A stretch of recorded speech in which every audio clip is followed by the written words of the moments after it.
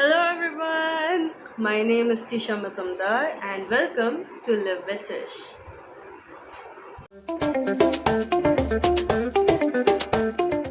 Okay, so this is the first video of my channel. Again, welcome to LiveWithTish. My name is Tisha Mazumdar and I'm a computer science engineering student. I will be graduating next year and I plan to be a product manager. That is kind of why I started this channel, because the first 3 years of my university, I was just floating through university. I was doing anything and everything. I was part of clubs. I was the vice president of publication club. I went as a semester exchange student at Toulouse, France. I came back. I was a part of a lab, so I work under Dr. Manak Basu, and I was in research, I was in clubs, I am the CR. Basically, I've done a lot of things and I never documented it. So when I was looking back, I saw that I hadn't documented so many milestones, so many pitfalls, so many lessons that I learned in these 3 years, that this summer I decided that's it. I'm gonna start documenting my life now. Maybe because in the future, if I face any issues, I face any problems, I can look back and see that I was able to overcome them. Because the reason I am in the future is because I overcame the mistakes I made in the past and learned from them, hopefully. So, this is what the channel is all about. I'm going to be documenting not my whole life, but kind of my journey from a student to a product manager, because I'm very, very excited about that. So, why do I want to be a product manager? Now, I was under the misconception that software engineers were the ones who decided everything when it came to, a product or software. And I was wrong. I was so wrong. And that I only learned at my fellowship, where I was a software engineering fellow, and thankfully I had great mentors, great seniors who I could talk to, and they really helped me understand and realize that software engineering was not what I was led to believe. So what I learned from my fellowship there was that while I did good coding, like I could code, it was not where my interests lie. Like I could do it because I was given that work to do it. But if I had to be like, oh, we could do that, go that one step beyond, I was happy just doing how much I was told and being, just that. But then during my fellowship, my mentor introduced me to the world of project management, which is not very tech inclined. It's maybe a little tech inclined, but it's not. It's mostly managing people, leading them, managing cross-functional teams. And I was, well, I was fabulous at it, if I do say so myself. I got that feedback from the mentor, so hey, I got the bragging rights. But that made me realize that I think I have always had an inclination towards leadership positions. Like at school, I was the peer and track secretary, then I became the president of the peer and track club, then I was the vice head girl, then I became the head girl, then I became the vice president of publication club. Like signs were there. I loved managing people, I loved taking a lead. I I just enjoyed it.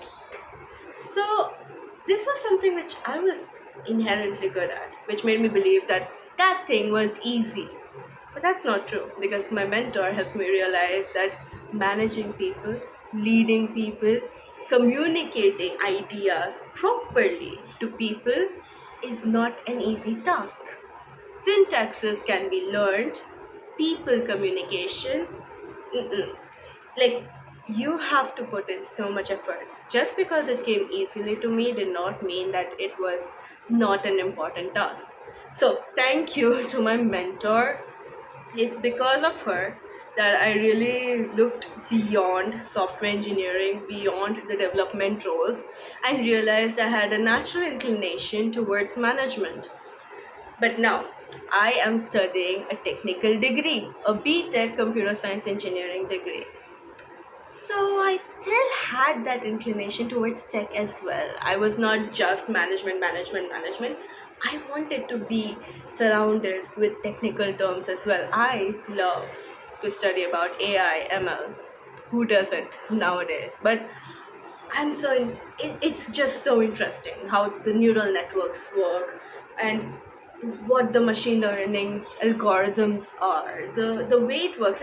It's just stats, and statistics is so interesting. So I did not want to let go of that completely. So I decided to look more into project management, see if that's something which I want to pursue. And then I talked to my professors at university, and while they were very upset with me for not continuing with coding, they realized that my how I am generally as a person, management did make more sense. So my professor was the one who, well, kind of pushed me into looking into product management. And yes, just yes, I think product management is my path. Maybe I'm wrong. I could be wrong. I am fully ready to be, mistaken. But what I've studied about product management up till now, what I have known about it, I reached out to a few people over LinkedIn just to understand how product managers actually work, and whatever they told me, it just resonates with me so much. Like, being the one who decides what goes into the product, being the one who decides what stays, what goes, what is delayed, being the one who talks to the users, talks to the customers, understands what they need, understands their pain points, and then incorporate it into the solution.